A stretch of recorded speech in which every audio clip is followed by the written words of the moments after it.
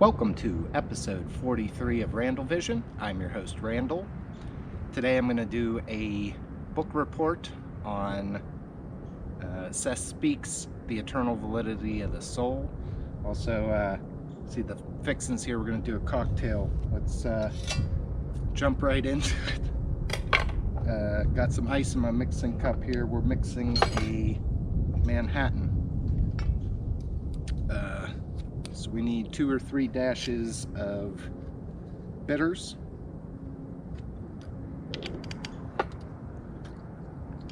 I usually go for 3. I like it. The name kind of fools you. You expect something gross because of the term bitter, but that's not what you get.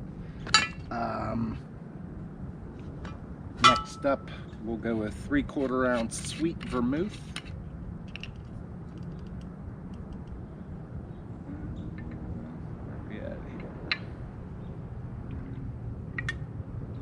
Close enough.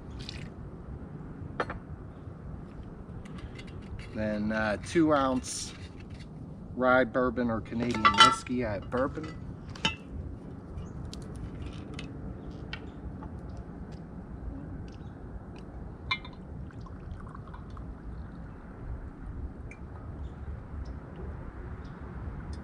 Now you want to, every cocktail, it's all about the ratios. You want to get that right.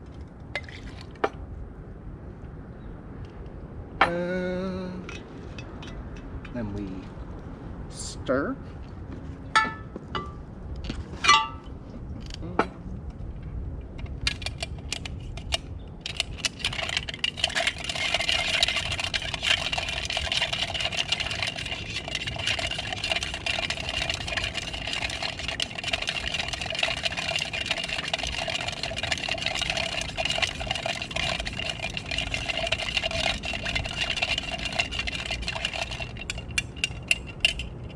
I don't know, in my head I count 30 rotations on a stir. Strain into chilled cocktail glass.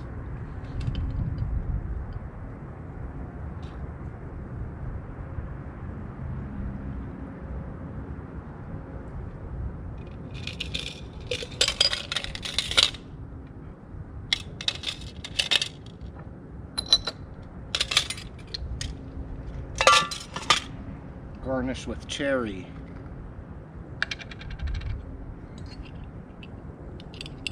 I'm gonna get a little bit of the juice in there. It could use a little bit of sweetening.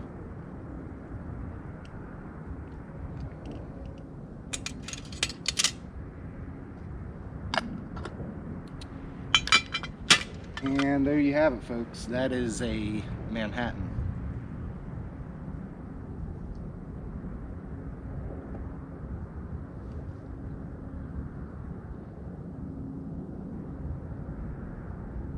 It was good. It's just something to, like, I could drink a glass of whiskey, but it's rough. So you put a little something in there to make it taste better. Like, yeah, I know sweet vermouth tastes like potpourri. Ever since someone described it to me that way, I can't unthink it. But no, between there are 3 things that have like striking flavor profiles. You mix them together and they have a baby or something like that. Okay, book report.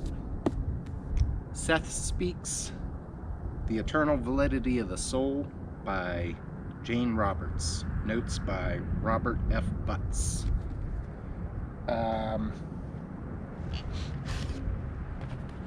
Got an outline to work off of here.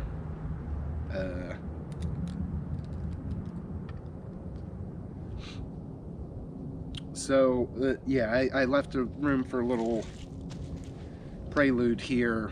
The things that we talk about, I've come to like really hone in on this and see what it is. When people talk, mostly it's parroting. That you're just repeating something you heard somewhere else. There's no real evidence that there's thought going on behind the parroting of words that you saw somewhere else. As children, we do this, like, children's speech patterns could be more restricted because they don't have as much input, or had as much input as an adult over a lifetime. But the immediacy of the thing, that, like, even in a say your significant other, or good friend, a coworker, somebody you talk to, like, frequently, like daily or nearly every day, you run out of topics of conversation at points, and then you have to, like, go and live a little bit, and then you re-up on something to chit-chat about. Well, those things, like, I get that, like, experience, like the things that you have done, is commonly that, but what I'm getting at is, like, I'm going to talk about the show I watched, I'm going to talk about the book I read, I'm going to talk about, you know, this post I saw on social media. I'm going to it's usually relaying a verbal message that you recently took in, and you think, you know, oh, hey, this is novel, or what if, and then you try to see if other people give the same reaction to it that you did, or to see if they give a different reaction, to kind of gauge where you were at on your assessment of that message. So we parrot these things that that we've taken from outside and spit back out, or, like, I've seen it in myself. That's why I know, like, I don't take this for granted. It is just an observation I made about other people. I do it. Like, I've put myself to the point where, you know, you don't read, you don't watch TV. In my house, it's kind of like a social faux pas to discuss. I think maybe growing in society at large, that what you do online, people in the real world don't want to hear about it. They don't want to know what you saw on Facebook, what you saw on Twitter. That's for you in your internet time, and to discuss it in person seems, over the years, that is, like, become frowned upon, or whatever, like, or maybe not frowned upon, but, like, considered lowbrow, or low class. I don't know, but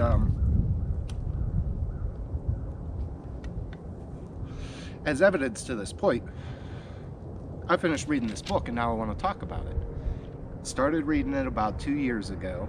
The entire time I thought it was astounding, great, really moved the needle for me. Didn't talk to anyone about it, or no, that's not true. I would talk to people, and generally the pushback was like, yeah, whatever, or I don't know. I don't know if nobody was listening or what, but here we go again. Now, how did I find this book? And it's a weird cause and effect, or tracing the causality of what led to me ordering, purchasing, and reading this book. So, as this YouTube series evidences, I've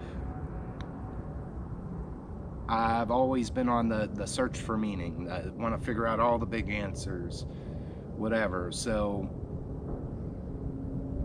Randall Vision is the vehicle by which I was, you know, taking it most seriously over the most recent stretch of time.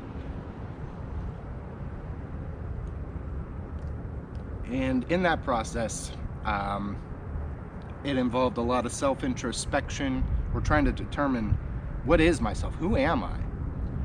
And in doing so, I realized that, like, oh, there's nothing original to me. That I am born of this earth, I am of this earth.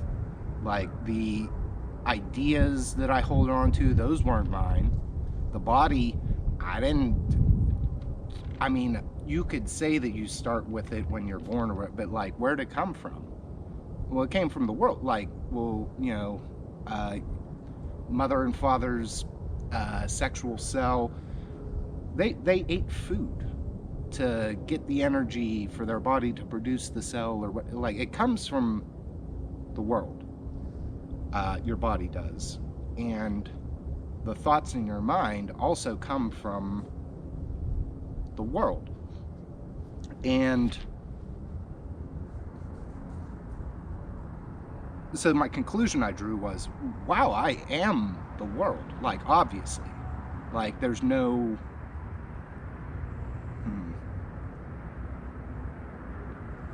Now, I'm getting myself confused, because I think while I was doing all of Randall Vision, I was reading this book and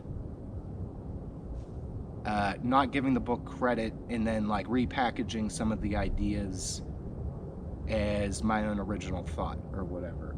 Now, this book isn't the only thing that was propping up everything that I said in the video. Like, I do other book reports and talk about other authors and other schools of thought and all that. So, but this was kind of it was a bit negligent to not acknowledge this sooner, possibly. I don't know. I wanted to finish reading the book before I talked about it explicitly. So whenever I figured out, like, who I am and how I came to be, I'm like, oh, well, somebody, like, made me, or, like, shaped me. And maybe not so much a person. We have a tendency to personify all aspects of nature. But this process by, like, can I point a finger at a human that shaped me or molded me? And there are several of them from my developmental years, and the one that I felt had the greatest impact on me was Jim Henson. There's other guys, Fred Rogers, he was good, Weird Al Yankovic, Gonzo from the Muppet Babies. Those were early influences on me. Like, and it's weird, like, not so much, I didn't really name Henson characters, or, well, okay, I guess Gonzo is, but, like, Fraggle Rock, and I don't know, whatever else. He was the dude. He made the coolest stuff, and there was always, like, consistent messaging in it. So, you know, that the world's magical, that you should be good, or that there's, like, virtue in being good, and the allusions to that it's more complicated than that. I may have just projected that. I don't know if that's actually in the old works. I haven't revisited them in a long time. So when I realized, well, if Henson made me, who made Henson? So I hop on the internet and start doing some searches, and I'm looking for results that confirm my biases. And by that I mean the only article that I chose to read on that query was by Matt Aron, written for Pathos. Matt Aron is a respected author in the, like, witch or occult community, and in his article there was an anecdote about how when Jim Henson was making the Dark Crystal, he had the entire production staff read Seth Speaks. And it wasn't, whenever he brought it to people, it wasn't, he prefaced it by saying, now, I don't necessarily say I agree or believe with everything in this book, but after reading this book, I feel that it's important enough that other people also consider these ideas. So with that message, he convinced his production staff to read the book, and then they made the Dark Crystal. Now, I don't just want to be a Hanson fanboy here, but like, that's good. That's like real good. Though, in my hierarchy of rating fiction, that's top tier. Like it's good. It's real good. So that was enough of a catalyst for me to go, I want to find out what these guys were on. I want to know what guided them to produce such a story.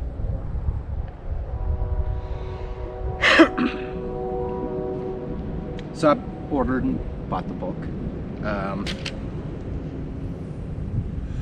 What is the book about? So the story is told through a lens. It's supposedly nonfiction. That there are dates and times of every session in the book. And this book is supposed to be a channeled work where Seth speaks through Jane. And Robert is present, taking notes by hand in shorthand that he later types up. And supposedly Jane had already been in contact with Seth for quite some time before Seth proposed the idea that, or mentioned that he would like to write a book, and that encouraged them to hold sessions specifically to transcribe the material that he delivers through Jane. The reason they were grouped together is that Seth claims to be a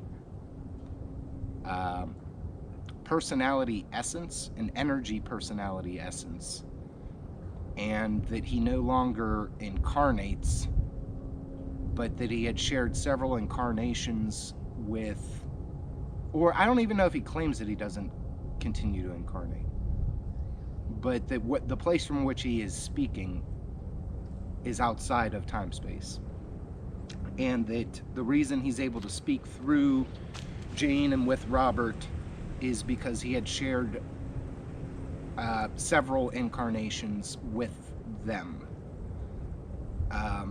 So the book definitely heavily rests on a metaphysics of reincarnation that ultimately takes place. Well, okay, I'm getting ahead of myself here. No, okay, tie that one up, Randall. Ultimately takes place, like, since time and space aren't real in the way that we think they are, that all of our incarnations happen simultaneously, and that there is a latent ability to derive the knowledge from other incarnations, or to draw upon that, or put it to use, and that what you know gets put to use elsewhere in other incarnations, and that ultimately each of your incarnations, like that ego projection, is just a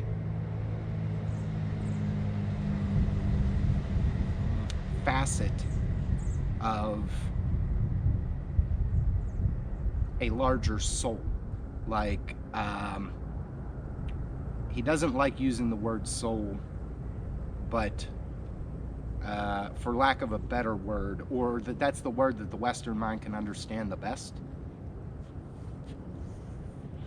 So a lot of it's the book is dedicated to redefining what a soul is, based upon a perspective that lies outside of time-space. I love that shit. That is so cool to me. Like, okay.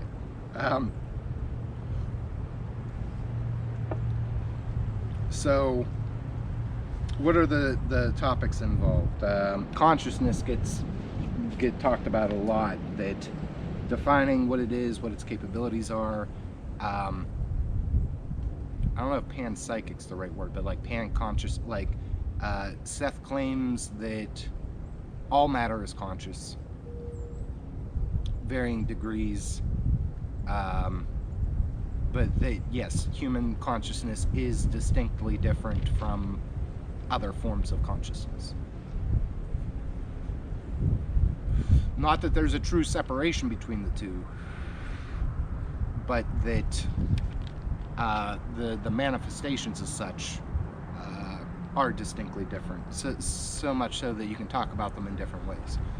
That inert matter does not have as nearly as dynamic of a consciousness as living matter, or also the body had the atoms of the body have a consciousness of their own. The cells of the body have a consciousness of their own. The organs of the body have a consciousness of their own. The whole body has its consciousness, and then there's an additional layer of consciousness that is on top of all that. That your body's consciousness can support your body's existence when like your spirit or soul, spirit, I don't know. I'm having trouble staying within the vocabulary in the book, but your consciousness, whatever you is, can go somewhere else and your body can maintain. Like, and that's obvious. Like, we sleep and dream. That happens. We know that happens.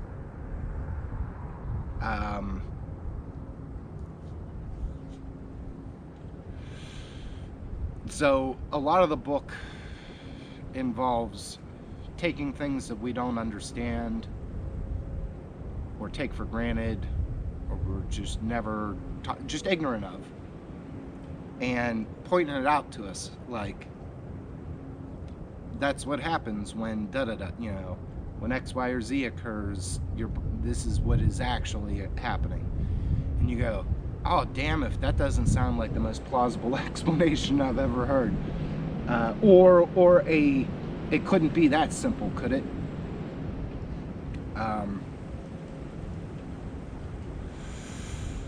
But like the wisdom, see, that's one of the things, this kind of wisdom I've cross-referenced, that it's stated in other religions or beliefs and all that. So religion and spirituality are covered. I already talked about how the reincarnation is a major theme in the book, but redefining what God or gods are, and this lines up with other stuff that I've been learning, where essentially God and man can be put on the same playing field. That, like, God is an attainable goal for a human, and I think that's like synonymous with the word creativity. But the further where that gets skewed and bleeding over into the metaphysics of it all is that the way we experience time-space is just one such manifestation of reality, that simultaneously with our existence, or that, outside the bounds of time-space, all possible realities occur. and that our comprehension based on being from time space is so severely restricted on account of that we can't fathom the majority, the vast majority of other realities and manifestations. Now, some of them we can imagine. We can imagine realms made out of sound. We can imagine realms made out of light. We can imagine a physical realm with no time. We could, there are certain, we've got this, the small amount of scope that we can conjecture at. And just like in that Douglas Adams total perspective thing, he was just talking about time space and how small you can feel inside of that. And like here's our physical universe mapped out, and you are here, and you are so small, and everything else is that big. That's enough to crush you. It's of Lovecraftian magnitudes of madness to try to conceive of a universe in which the time space in which you are the fish swimming in the water, that the time space is the water and you're the fish swimming, and this is all you've ever known. If we were to comprehend how infinitesimally small that scenario is compared to the totality, then, like I said, it'll drive you crazy. Like these are not safe concepts to deal with. But he proposes that at the end of all of that is such a thing, all that is, that it's a dynamic thing, that there is no finalized state, and that it is concurrently pursuing all manifestations of all of everything ad infinitum. Well, and see, that's the thing. I think this book taught me how to stop believing in infinity and replace it with the concept unbounded. And I don't think the text particularly uses those words specifically, but Seth often refers to certain applications of certain techniques of whatever as like unbounded, that like there would be no, that it is impossible, that there are things impossible in this universe, that to formulate all conceptions, that there's limits, but so the metaphysics, interdimension, multidimensional gets used a lot in the book, and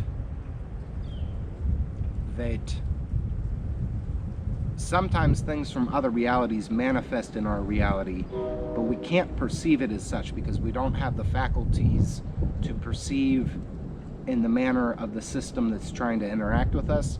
So as a consequence, we best fit our camouflage system on top of the projection of another reality into ours.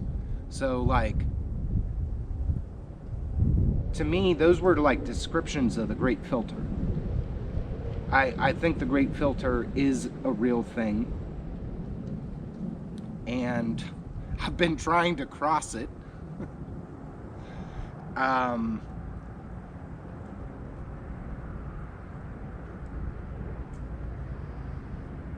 The obstacle to crossing the Great Filter. This has nothing to do with the book. This has to do with what I've gotten out of the book. And two, actually, I held this belief before I read the book, but this book reinforced that belief, that one of the primary obstacles to crossing the Great Filter is fear at base which manifests itself in people as all forms of bigotry, xenophobia, racism, sexism, all that. Like, when we operate on a model that invokes fear, period, or fear frequently, then once again you limit the scope of what you're capable of. If you're capable of operating without fear, then you just like learn.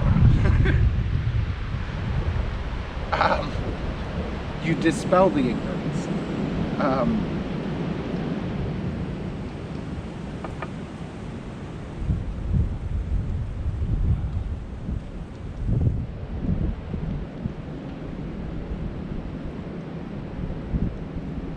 I should talk about substance abuse at some point. Not because of this book, because of the drinking. I know a lot about substance abuse. So, yeah, the metaphysics, like, he's describing how things work from outside time-space. It's useful.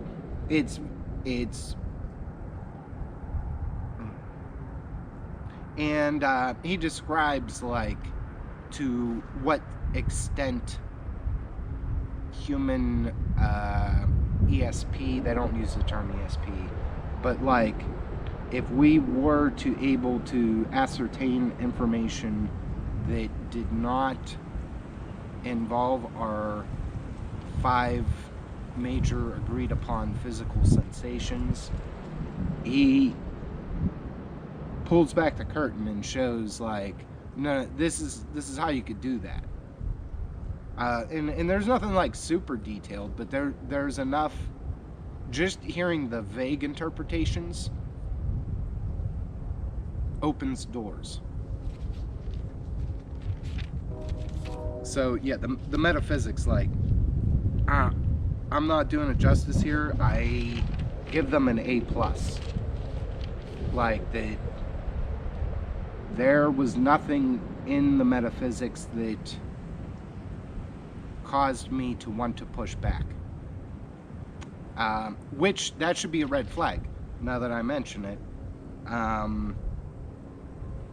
When something's too good to be true, it usually is.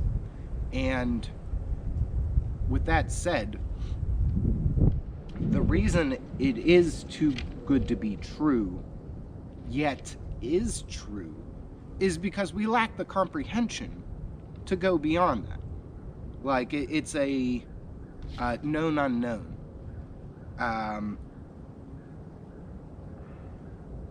I lost my thread. I'm going to move on.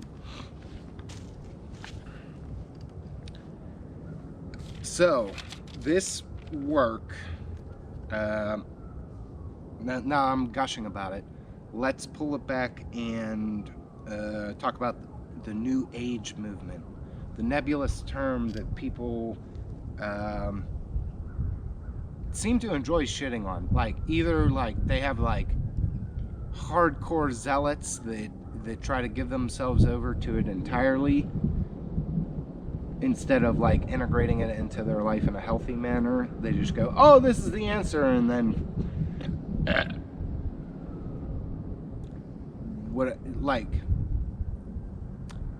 what I mean by that is people can use it. It's an easy tool for spiritual bypass.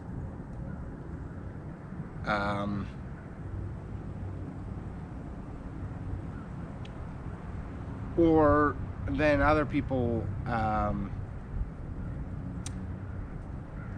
think it's easy to be hand-wavy to dismiss it. Like, when people have reason to believe that the way they've been going about things that is not labeled New Age works, then that means New Age is foo-foo.